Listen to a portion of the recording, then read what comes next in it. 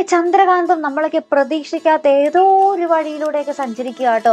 നമ്മുടെ സിനിമയിലൊക്കെ പറയുന്നത് പോലെ ആരും കാണാത്ത ആരും കേൾക്കാത്ത ഒരു വഴിയിലൂടെയൊക്കെ സഞ്ചരിച്ച് നിൽക്കും എന്നൊക്കെ പറയുന്നത് പോലെ സെയിം സാധനമാണ് ഇവിടെ നടക്കുന്നത്. ഒരു പുതിയ കഥാപാത്രം ഗിരിജ, അതെന്തിനാണോ ആവോ ഒരു പിടുത്തവുമില്ല. നമ്മുടെ പിങ്കി അവിടെ ശ്രദ്ധിക്കാനും സൂക്ഷിക്കാനും കെയർ ചെയ്യാനും എന്നൊക്കെയാണ് അതിൽ പറയുന്നത്, പ്രൊമോയിൽ പറയുന്നത്. പക്ഷേ നമ്മുടെ ഇന്ത്യവർത്തിലെ മറ്റുള്ളവരോട് മൊത്തം എന്ന് പറഞ്ഞാൽ നമ്മുടെ നന്ദയോടാണ് കൂടുതലും നമ്മുടെ ഗിരിജ ഭയങ്കര ശത്രുപരമായിട്ടാണ് പെരുമാറുന്നതൊക്കെ. നമ്മുടെ പിങ്കിക്കാണെങ്കിൽ ഭയങ്കര ഛർദിലോ തളർച്ച അത് ഇത് എല്ലാം ഉണ്ട്. അപ്പൊ നമ്മുടെ നന്ദയുടെ സ്വന്തം കുഞ്ഞല്ലേ നമ്മുടെ പിങ്കിയുടെ ഉള്ളില്.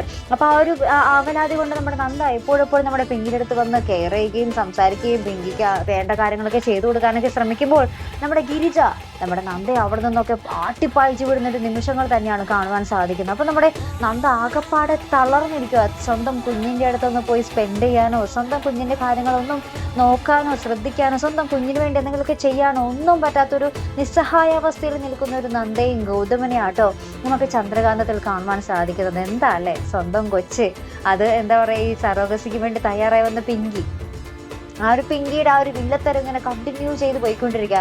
ആ ഒരു പിങ്കിയുടെ ഉള്ളിൽ കൊച്ചായതിനു ശേഷം നമ്മുടെ പിങ്കി ആകപ്പാടെ മാറിയിരിക്കുകയാണ്.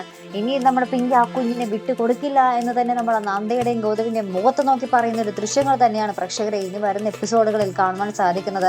ഇതൊക്കെ നമ്മുടെ നന്ദ എങ്ങനെ സഹിക്കും അല്ലെ? നമ്മുടെ നന്ദ പറയുന്നത് പോലെ എന്താണ് ഈശ്വര, എല്ലാ ഒരു എന്താ പറയുക, ഒരു സമയത്ത് പോലും എനിക്കൊരു സമാധാനമുള്ള ഒരു ജീവിതം കിട്ടിയിട്ടില്ലല്ലോ എന്ന് നമ്മുടെ നന്ദ ഇടയ്ക്ക് ഗൗതമിൻ്റെ അടുത്ത് പറയുന്നത് കേൾക്കാം. ശരിയാണല്ലേ? നമ്മളൊന്ന് ആലോചിച്ച് നോക്കി. ചെറുപ്പത്തിൽ അമ്മ നഷ്ടപ്പെട്ടു, പിന്നീട് വലുതായപ്പോൾ അച്ഛൻ നഷ്ടപ്പെട്ടു.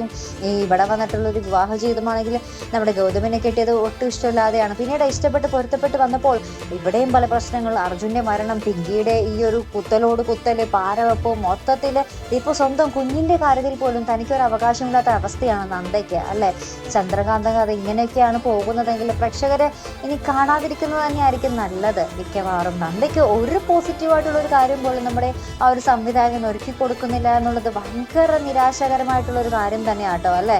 എന്തായാലും നമുക്ക് കാത്തിരുന്ന് കാണാം. അപ്പോൾ ഇതുപോലുള്ള പ്രൊമോ റിവ്യൂസിനും എപ്പിസോഡ് റിവ്യൂസിനും ഒക്കെ നിങ്ങൾ മറക്കാതെ ചാനൽ സബ്സ്ക്രൈബ് ചെയ്യുക. അടുത്തൊരു വീഡിയോ വരുന്നത് വരയ്ക്കും ഗുഡ് ബൈ.